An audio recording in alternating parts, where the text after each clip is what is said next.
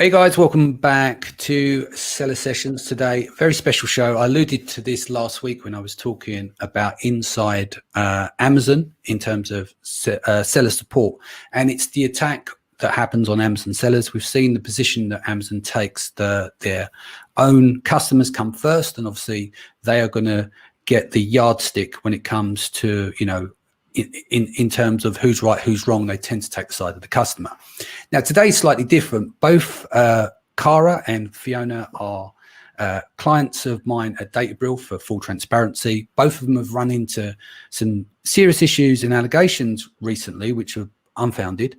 And I think it's unfair that we're dealing in a world with the cancel culture and everything else, and people need to be held accountable. So you've got influencers attacking Amazon sellers, and I think it's time to take the fight back in a respectful way.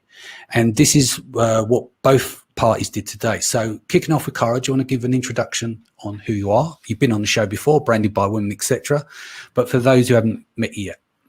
Hello. Well, first of all, I just realized I look naked with my top down on the camera, so I've just made myself look decent. I'm Cara. I invented a range of baby products called Snoo Shade, which are a global bestseller. I've been in business since 2010, and I started primarily selling on Amazon around 2015, 2016 as a focus. And I love to help other people do similar things to me, and I love making my customers happy, which is when it really annoys me when I can't do that because of Amazon.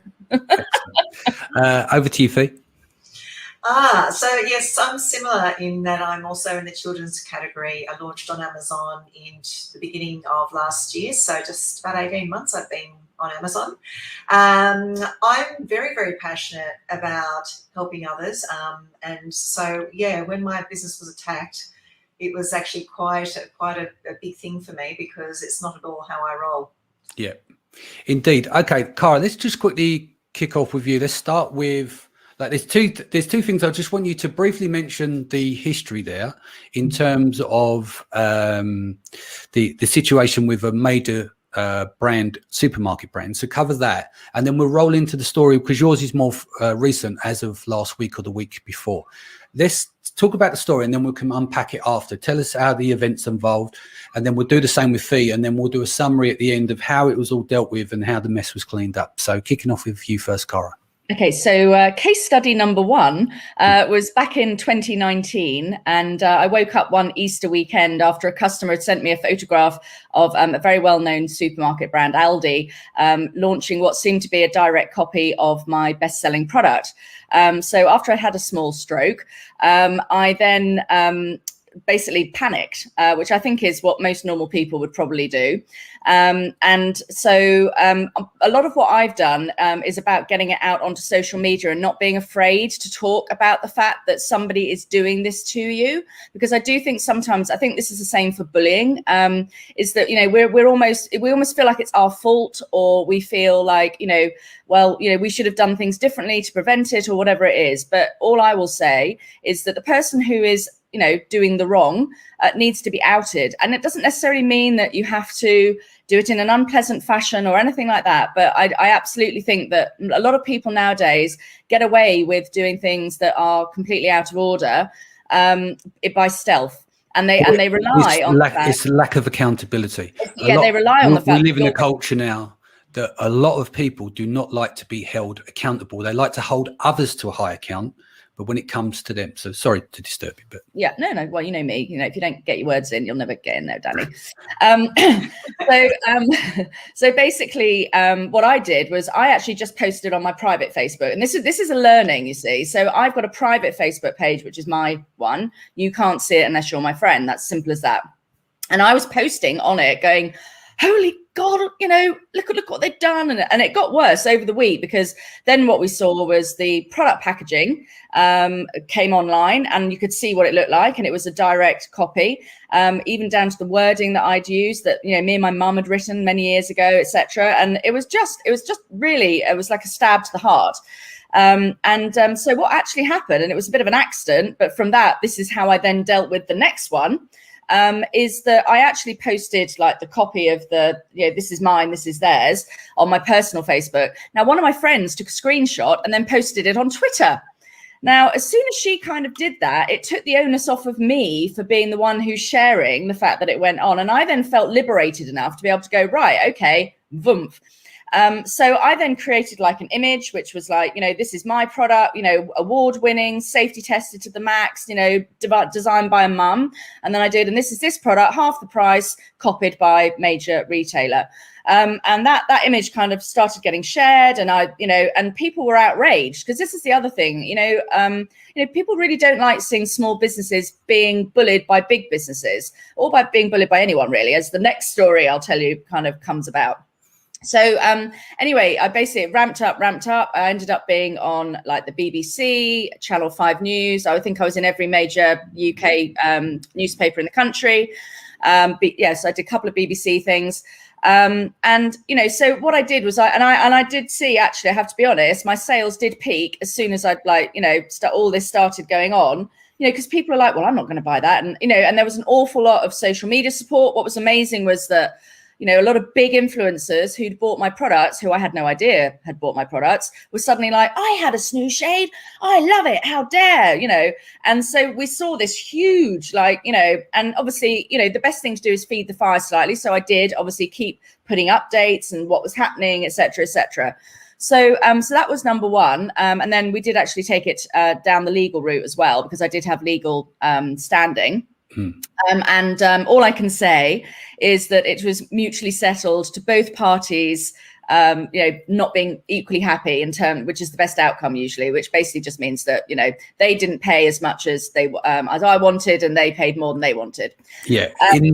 Before we get the second story, I just want to say is that one of the great things about that is because of the UK and the culture, we go for the underdog, or we fight for the underdog. Yeah. So effectively, once that got onto Twitter, and Twitter can be very, very toxic as well. Twitter's very journalist heavy. So this is something really useful to know.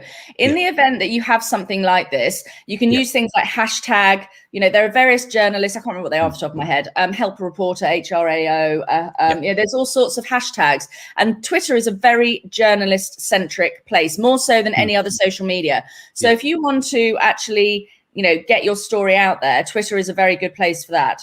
Yeah, I mean, you got the social warriors on one side, which we'll get to Fiona's story in a minute. And then on the other side, you got the toxic trolls kind of thing. So what I think it worked to your advantage is because single mum running a small business, how dare you, big leading brand, rip off, let's get behind you. So you had that behind you. So effectively, you got a huge amount of positive press, right?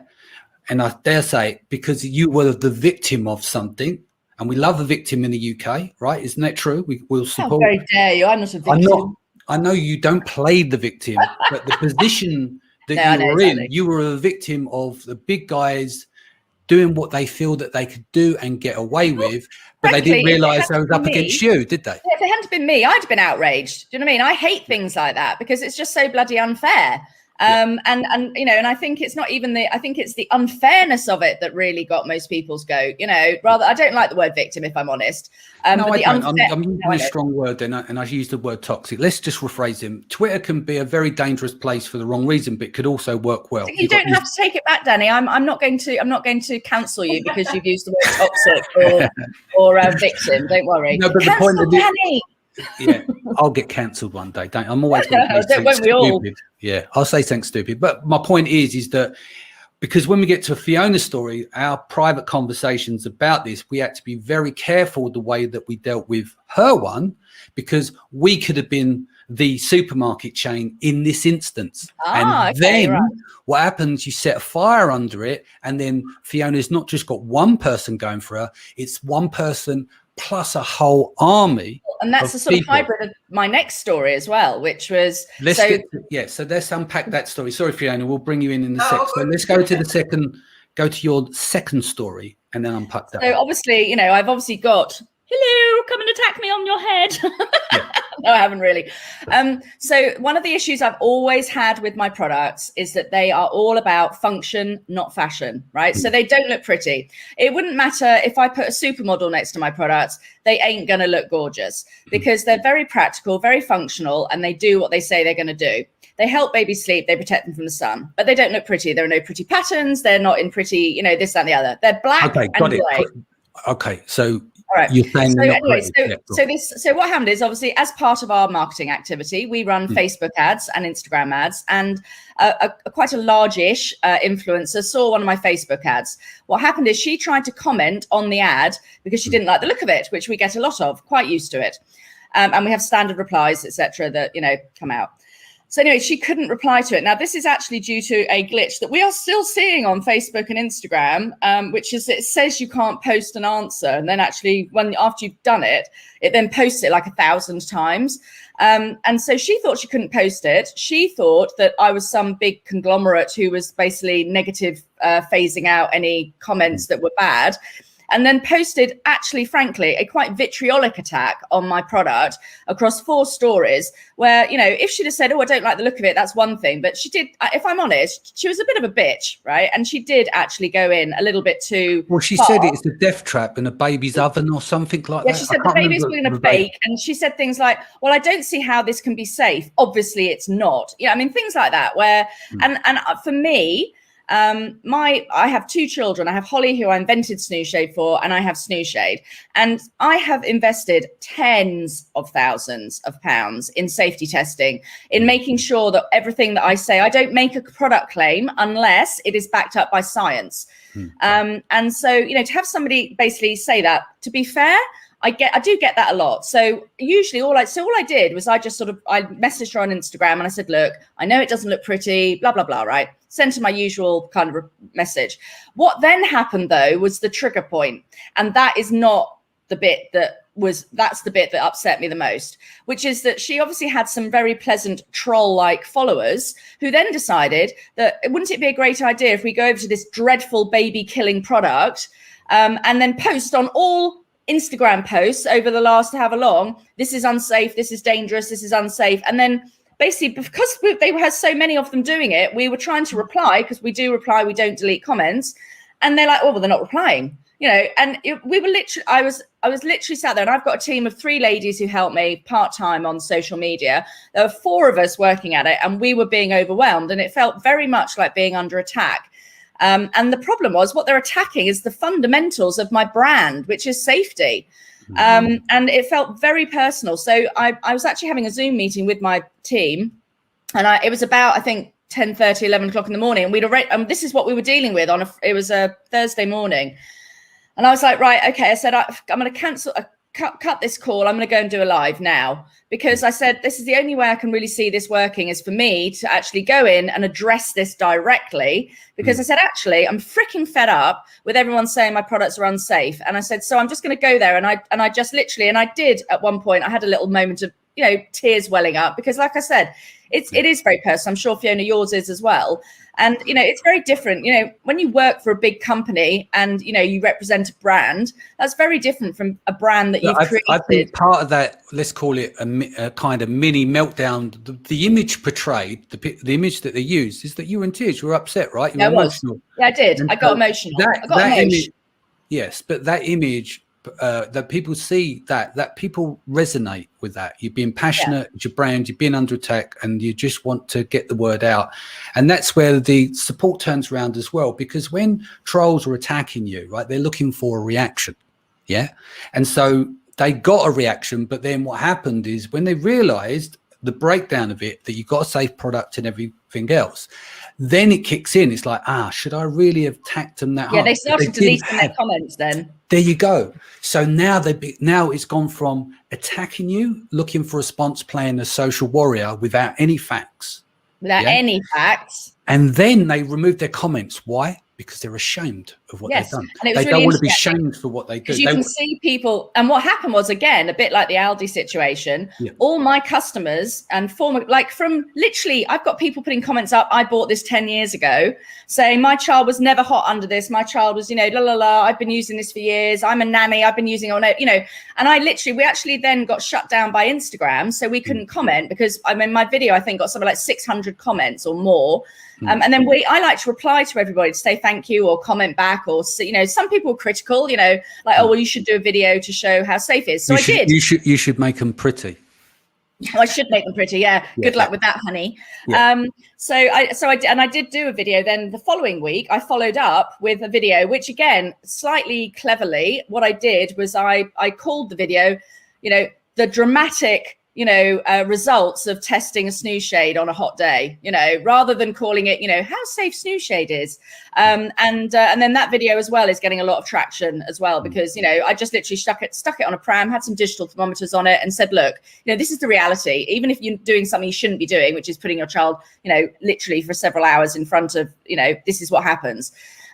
So I think the thing is to, if you are being wronged, then there is nothing wrong with saying, look, and never once have I attacked the influencer. I've never once named her. That now we've got the story out. I want to switch to Fiona, and then we want to go back. Then I want to come back round and we summarise the solutions on both management.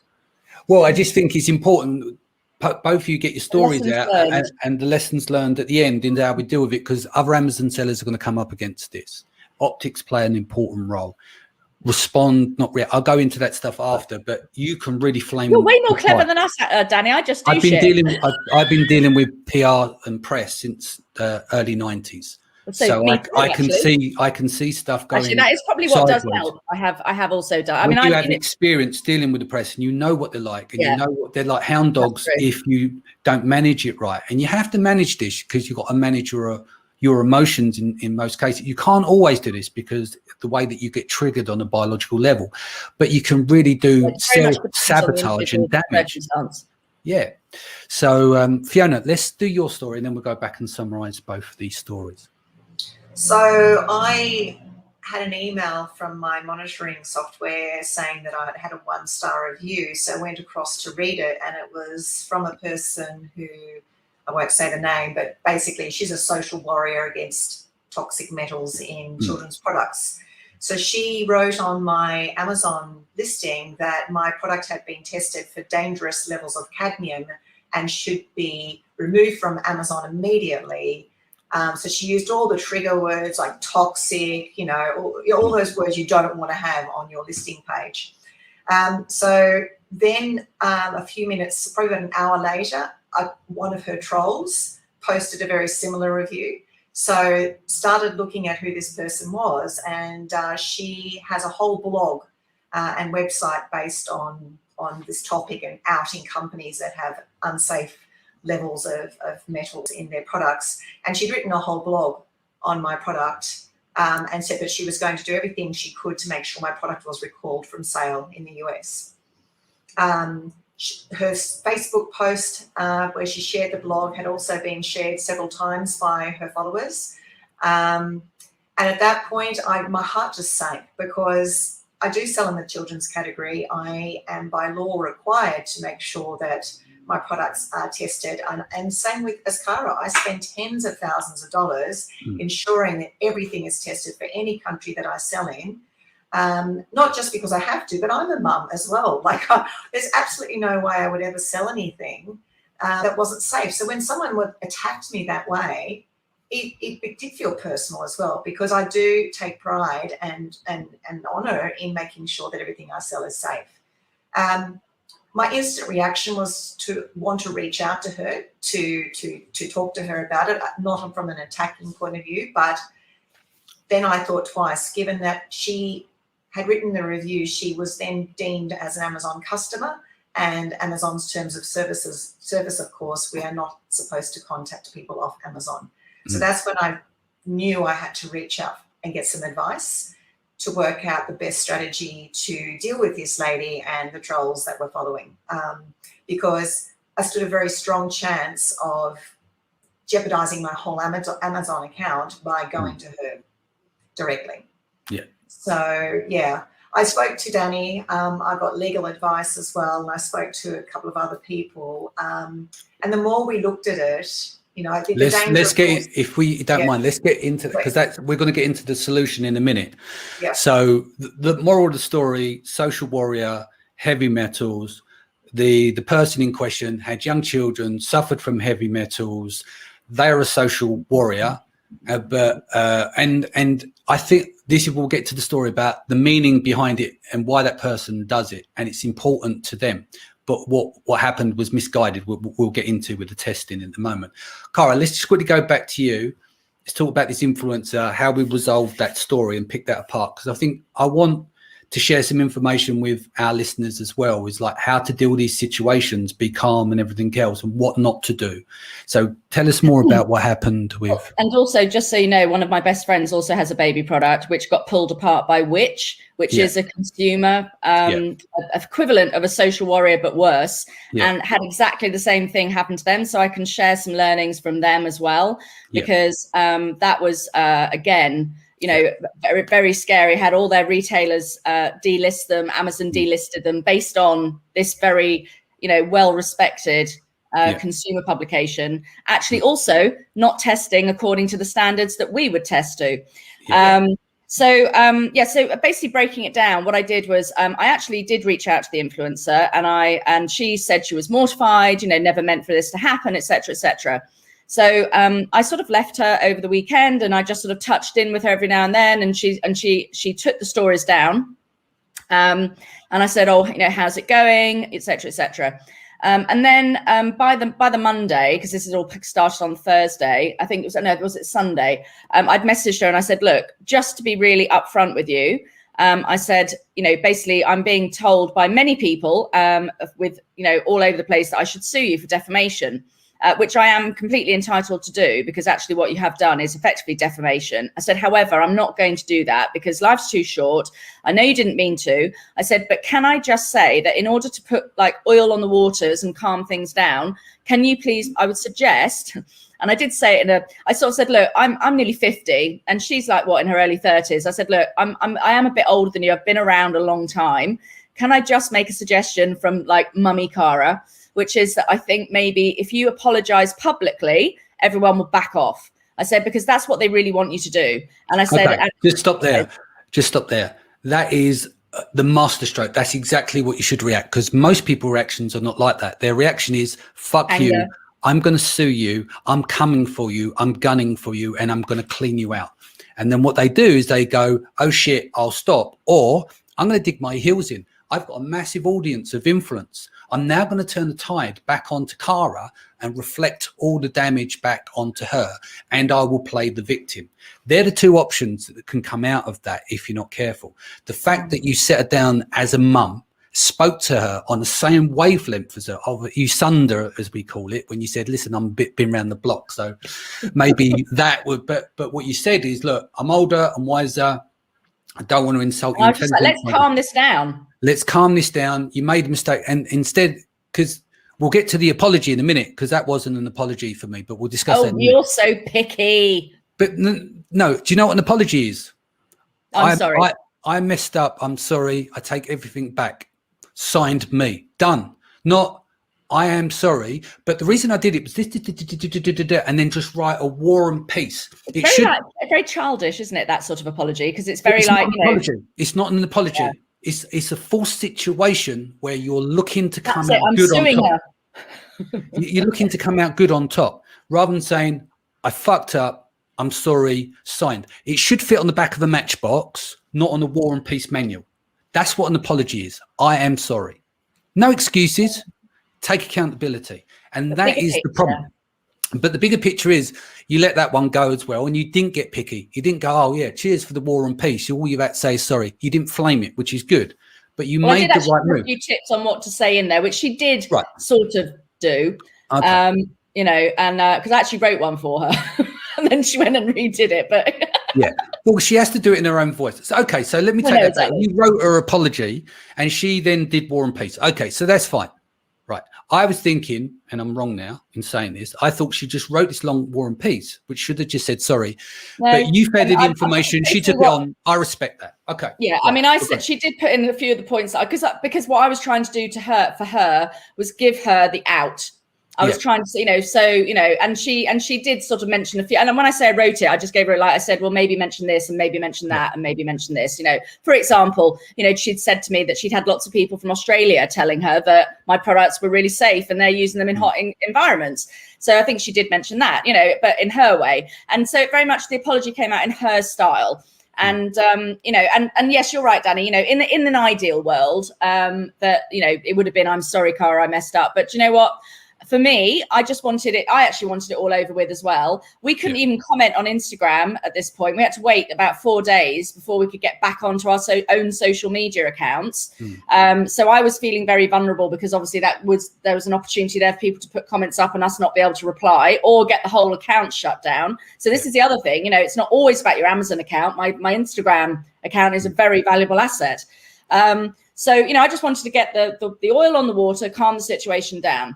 And subsequently I'm still getting people commenting, and actually it has been, I have to say, I then did a post where I was like, do you know what, for every cloud there's a silver lining, because actually, yes, it was a nasty experience to have to go through, but I've had so much support from previous customers and other businesses I work with and other people who I didn't even know had snooze shades. Yet again, it proves the product is an amazing product that helps people, because people want to protect it, Yeah.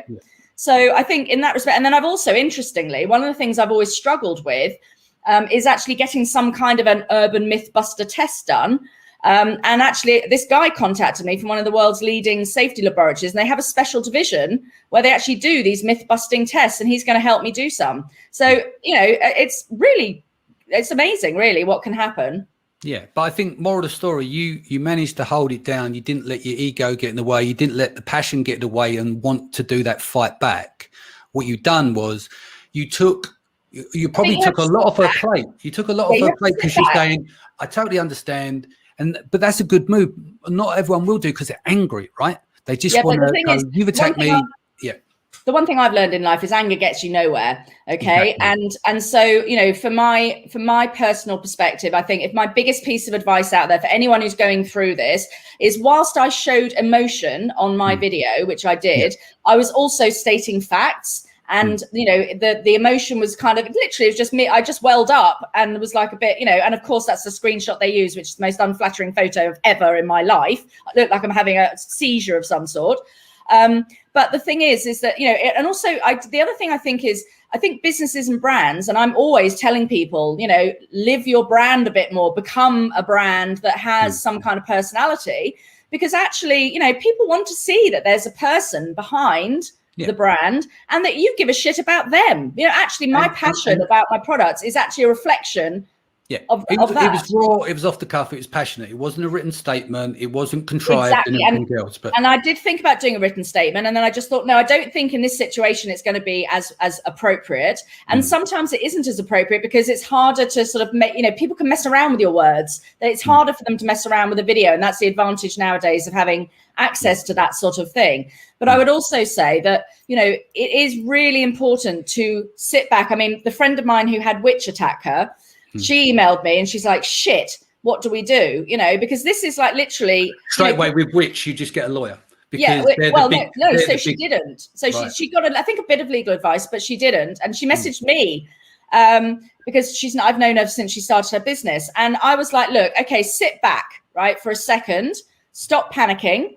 But always, you see, this is the other thing. I'm a big fan of proactive rather than reactive. Okay. Yeah, exactly. So you proactive, respond, not react. Respond. So, for example, she'd had all her products pulled by every retailer. Like we're talking about Mothercare, Amazon, Jojo Maman Bebe, all the big retailers had all pulled her product based on this safety test done by Witch.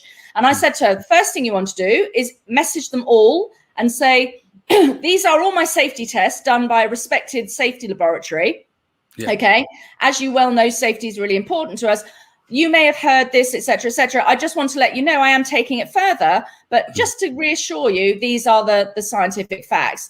And, and I think that was the same thing with me, even though I had a bit of emotion in there, I was still like, this is the air permeability of the product, that this is the this of the product, that, blah, blah, blah. And keep it very fact focused versus like, oh my God, I can't believe that somebody would say this about my product, because actually that just makes you look like a victim.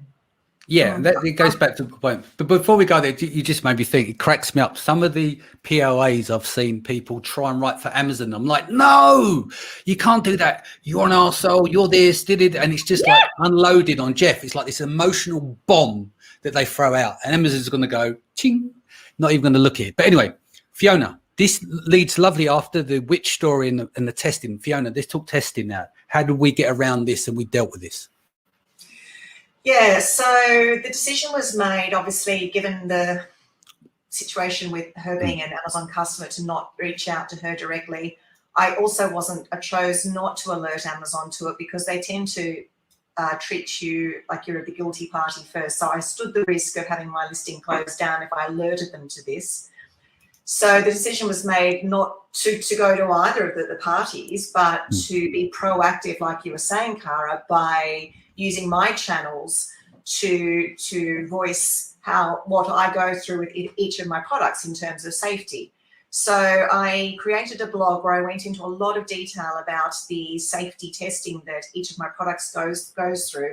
I even screenshot some of the test results of the particular product in question. And by the way, them test results that she printed were text format. They weren't presented with a certificate. And this, we'll get into that. So I smell a fish on this one. Yeah. She's not really allowed to do that, I think. She uses a home test kit. And like, I know the labs that I use have machinery and testing. 50K's worth of machinery. Yeah. And also that's all they do is test, and they have to do it. And they're calibrating machines all the time. Exactly. So a home test kit is not going to be something that can go up against my test results.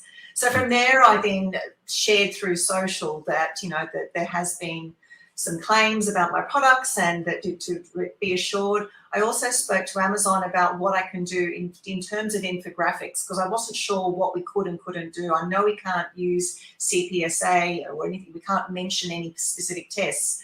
But I could put that it's been safety tested, like a little banner or something. I think you can say that, though, because I think they ask you to say, because I've got on mine, like last time it was tested was in February 2020, just the words in my EBC. Yeah, no, but you can't use CPSA. You can't use those or a specific test. So you can't be specific. Oh, I see. Right. Okay. Yeah. So I just wanted to be careful that anything I did wasn't going to also alert Amazon and cause problems. So I guess it was just becoming more transparent as much as I could in terms of communicating the lengths that I go to make sure that my products are safe for children. So what I suggested to Fe, and I think others said the same, what you've got is a social justice warrior who's had children poisoned by heavy metals. It's close to their heart. So they're at home, they've got a blog, they're taking care of children, and it's a natural reaction for a mother that connection there is to look after a brood, right? And she wants to see other children protected. So her intent was very good. The problem was, I looked and researched out, looked at the reviews that she'd left. I traced it back to this person, and she'd just gone after loads of people on Amazon and taxed them all day long. So what she's doing, she's going to buy. The Chinese sellers who don't care. Exactly. So they're buying. That's what she said in her review. She was buying products off of Amazon, and we're talking dozens and dozens, and they were ranged from this product needs to be recalled and pulled, blah blah blah. Wrote about it in a blog on Facebook page as well, and in the review. So the problem you got goes back to the same story with a leading supermarket brand. If Fiona or Fe goes after that person, the social warrior gets all of her audience to feel sorry for her and then attack Fe, which they did, some of them on the basis of those reviews. So Fe wouldn't have had one fight. She would have a fight. And how bad does Fe look when... Why are you selling these heavily chemical products that are killing children? You should be ashamed. So then all the social warriors come out and they attacked her. But the moral of the story, what did we do at the end? Effectively, nothing. And it went away. Do nothing. That's my motto in this scenario. We did nothing because the way we looked at it, said, okay, let's break this down. If it gets triggered on the listing gets pulled, we're in trouble. But what happens because of your natural review velocity, it gets pushed down. So Fe was like, obviously stressed out. So I said, look, okay, let's do nothing and see what happens. We'll speak to Paul and the boys. We'll get some legal advice because this connection between contacting the person and being sold on Amazon and being off Amazon and being attacked, it's a very, very grey area because if that person's leaving that review, they could report Fe to Amazon and that could then lead to a suspension, more loss of money. So effectively what happened, Fe lost money by having her products retested again, which was expensive, so that she had the proof if and when that she needed it, right, to show to people. And then you could say to the person, with due respect, you're a mum, you're a mum at home with your kids and social justice. Where on earth would you get 50 grand's worth of equipment from to just passionately test for free and sit around doing that all day? You need a lot of bank to achieve those results. Then what you're getting into is that when you do that and you attack back, because you can say, well, if you look to which you won't see, but on the blog, the test results wasn't certified. They were text. So she wrote them in. She didn't even add any valid tests. So Fe could have took it to the Facebook group. She could have been reported to Amazon. She could have been attacked by the woman and the woman's social warriors as well. So when we looked at it, the biggest expense that came out of it was retesting. Yeah. Sales didn't go down. You've got to test them regularly anyway. Exactly. So it's not really a big loss. I mean, I've got, honestly, Fe, you should see some of the reviews I've got on mine. No one should ever use this. It's so dangerous. I mean, I do get comments like that on my listings. I just ignore them because I wait for the reviews to outweigh, like Danny says, more reviews will come in. For every one that says, oh my God, this is going to cook a baby, I get 20 that say my baby's lovely and cool.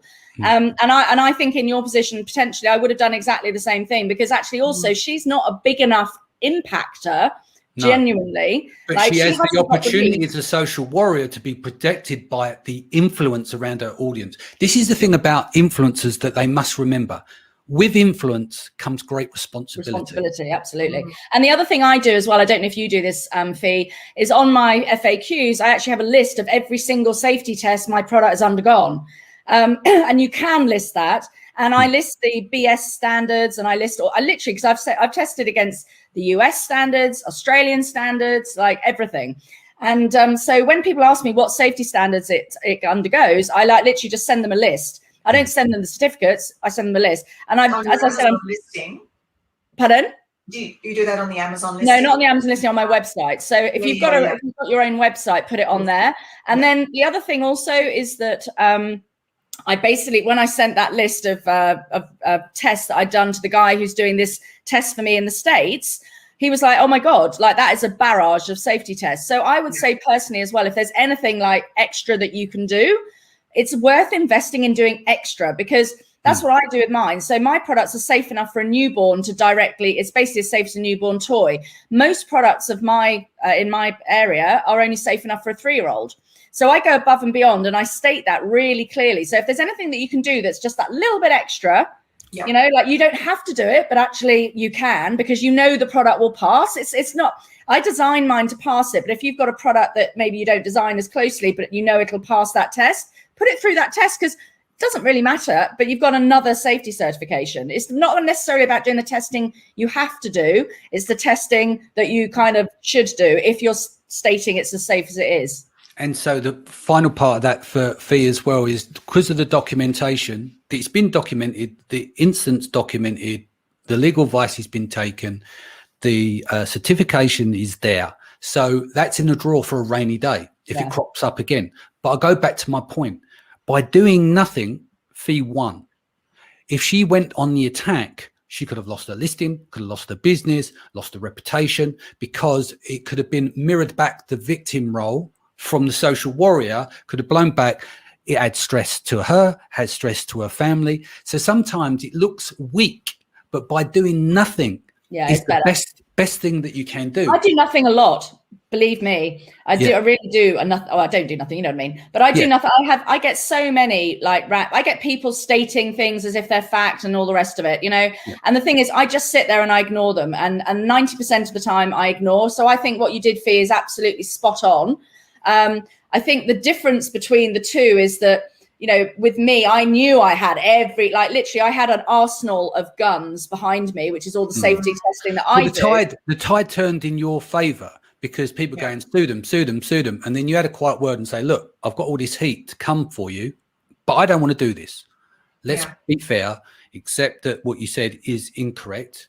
We take it that you've done it out of passion. You meant the right thing, and you're appealing to someone's nature. But if you say you're right, I'm right, you're wrong, people defend their position. It's a natural. Exactly. You both get intransigent, and then you get stuck into a very difficult situation. I always say, go on, Fe, sorry. For me is that because she was an Amazon customer, this wasn't something that only happened off Amazon. It was exactly. No, I mean, as I said, I ignore time on hands. I ignore the Amazon reviews. I don't reach out and I don't contact people when they leave a shitty review. I mean, I have had a lady, actually, interestingly, who left a really horrible review in the States. She then started coming onto my Facebook page and attacking my products there. So I started replying to her. And then in the end, you know what? I just blocked her.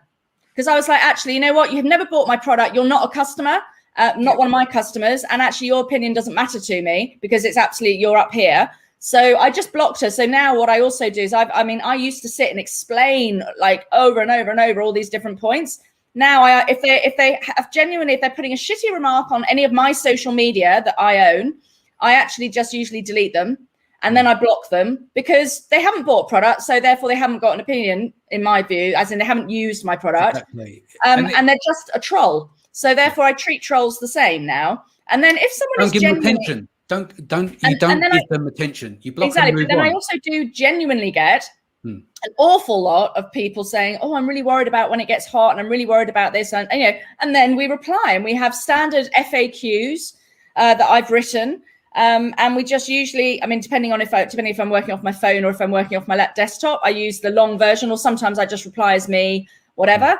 But the thing is also, I think the thing is that as long as you've got the security of knowing that your products are safe, then you are perfectly entitled to rebut somebody's non-safety attack.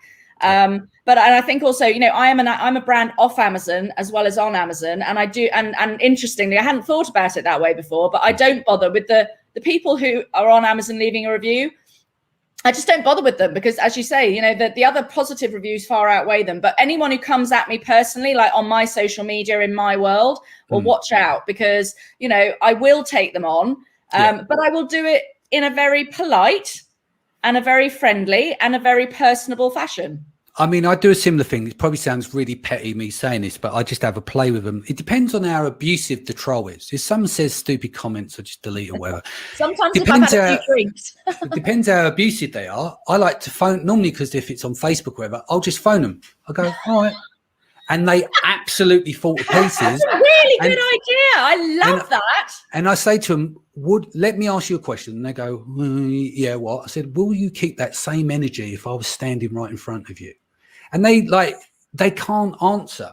So I like to have a little play with some of the trolls. That's genius because actually sometimes I message people sometimes on Facebook and just say, oh, blah, blah, blah. But actually to try and call them, I like that because actually sometimes what I do on Instagram is rather than writing a message for somebody, I'll just do a voice message because it's easier, quicker, and also a little bit more personal. And then that makes them feel a little bit less, I love that.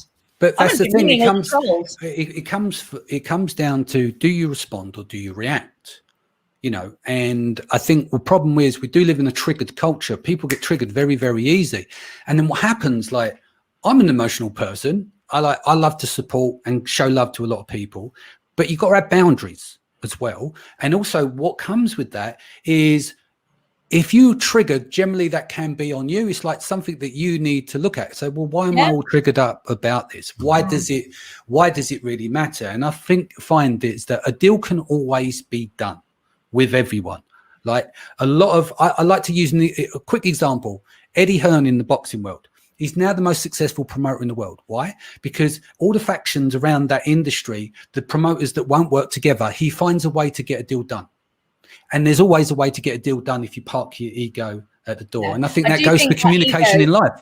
Yeah. And also the emotion, like I say, take the emotion out of it. Yes. So whilst I did have a chin wobble, as I said on my video, actually what I was talking about was facts. And I kind of went back to facts. But also, although it is very personal, as I said, it's almost like attacking my child. At the same time, it's really interesting. So like when I first started the business, people were like, oh, I don't like the black, la, la, la. And I was like, oh my God. Whereas now, actually, after a while, it just starts to roll over you and you realize people are entitled to their own perspective. And that person will probably never buy your product. Well, okay, bye-bye. There are lots of people. I think that's the thing is once you get to a certain position and criticism starts, at the very beginning, it's hard. You take it personally. I know people that have been criticised and can't get out of bed for a couple of days, but now they're used to, if a criticism comes up, they know watching me 10 years ago. But that's what I think. I think it's important is that with newer Amazon sellers with brand and it starts to be successful, it's very easily triggered if they've never been in that situation. Now, it's not nice to be in that situation every day of the week, right? But equally, what happens, you get used to the situation, you look at what it is, and if you understand the mentality of trolls and people like that, people are allowed to have their own opinion, right? And it should be respected. But we need to live in a better critical world where you can vote for this president, not that president, without being blocked. That doesn't have to come off the table because you're still a decent human being, Cara. Yeah, whether you like. That's the problem with this society that we're moving in now. You know, it's very like snowflake. Everyone, you know, is like, oh, you know, and it's really frustrating when you come from a very practical perspective, because actually, like you say, you know, a lot of this stuff is all just rubbish. It's all rubbish. Who cares what anyone, I mean, actually, and a lot of the time, it's not even based on facts. It's just based on opinions. And everyone can have an opinion, you know, and I think, you know, I think the scary thing for Fe, obviously, is that you've got somebody who is pseudo testing, you know, and as you said, you know, you've got actual real laboratories that invest like hundreds of thousands into, you know, and are trusted. And that is why we go to them and pay very high fees for them to test our products, rather than, as I always say, I don't say that my products have UV protection because I've chucked my daughter outside in the pram for 9 hours. She didn't get burned, so it must block UV. Yeah. And I think going back to Fee's point as well, being retested also gives you peace of mind, because you don't always know, like if this is the first testing company that you've ever used, you've never had any experience, they could be dodgy. And then you go to another testing company and it could be like, that woman's had founded allegations, which she didn't, but she could have had. It could have been true, and you won't know until you get the proper testing done. So. Well, the thing that crossed my mind, of course, was had my supplier swapped this component with something I hadn't tested. Yes, that was the sick thing. That's also really scary. It's like, oh my God, maybe the supplier's done a dodgy on me. So of course I wanted to double check with the current stock to make sure that wasn't the case. And of course, and that's a really, I mean, look, shit happens. I mean, even with my product, I mean, I was doing a demo yesterday and I realized that I know this sounds really minor, but I'm a really anal. So, you know, I'd asked for the zip to be like 1.5 centimeters long on the end, and it was actually 3 centimeters. And I'm like, hang on a minute, I asked for that for a reason. So I'm now going to have to go back to my manufacturer because I signed off a final product and this is not the final product. And it's a product I've paid for, et cetera, et cetera. So it is. And then this is another thing, you know, it is your responsibility as the seller. And actually, you know, it really is your responsibility to make sure these products are tested properly. It is your responsibility to make sure it's independent. And so a lot of people cut costs by basically allowing the manufacturer to do the testing and provide the testing. What I would say is, okay, that might be okay in the early days, but when you start to get to a certain level, you 100% should go to somebody like Intertech or SGS and take random products and have them tested, because those really are the things that can break a business. And it is your responsibility, just like if your bookkeeping is wrong, right? The tax, we have HMRC over here, will come to you, not to the bookkeeper or the accountant, but to you because you're the director. Okay. And just as if you're selling a product and you actually haven't taken due diligence to at least once get it independently tested and trust that that is independent testing. And like you say, I mean, I could not sleep at night. I mean, I've literally just registered for tax in Canada because I started sweating bullets because, you know, I wasn't registered for tax in Canada. You know, now I'm like, okay, fine, I'm registered, I'm happy, I'm like doing everything as I should, because it's fine in the early days when you are that new seller, you haven't got the experience, you probably haven't got the money, you know, to back everything up. But once you start getting that little bit of extra revenue, start doing things properly, because also if your plan is to actually sell your business at some point, you actually don't want loads of shonky test results and lots of dodgy tax situations, because it's going to lower your exit price. So, you know, all of these things are things to take into consideration, I think, when you're running like what I call a real business. Cool. Right. Let's wrap here. Final words from you, Fe, and then to you, Cara. Look, I think my big final word was just to remain calm. You know, your instant reaction is that tightness in your chest, your heart beats, you know, you feel like it's personal, especially when your brand is your heart and soul, as it is for myself and Cara. But to take that breath and to be calm and not be reactive, to think logically about and look at things from all angles to work out the best action to take. Yeah, Cara. Well, so I mean, I think as you, Danny, I mean, I was in the PR industry from the early 90s, and so I do have a lot of confidence when dealing with the press. Having said that, you know, just be careful.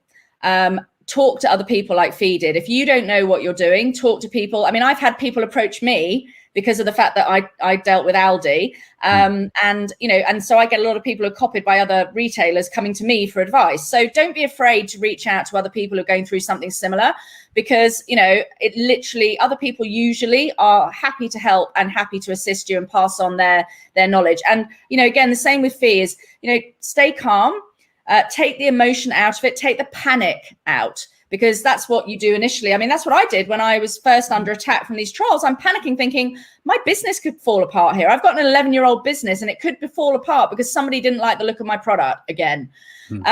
And then, you know, just breathe and then talk to other people, because, you know, it's a lot more reassuring when you're sharing this thing rather than sitting and trying to process it all by yourself. But my biggest piece of reaction is, and be proactive, not reactive. So, you know, it's a really good idea. I know Fe didn't approach Amazon, but if in a different circumstance, it might be appropriate to approach Amazon and say, I've had this situation. I just want to alert you to it. Here are my safety certifications, you know, from, international safety laboratories. And in fact, that's what my friend did, the one who came under attack from Which.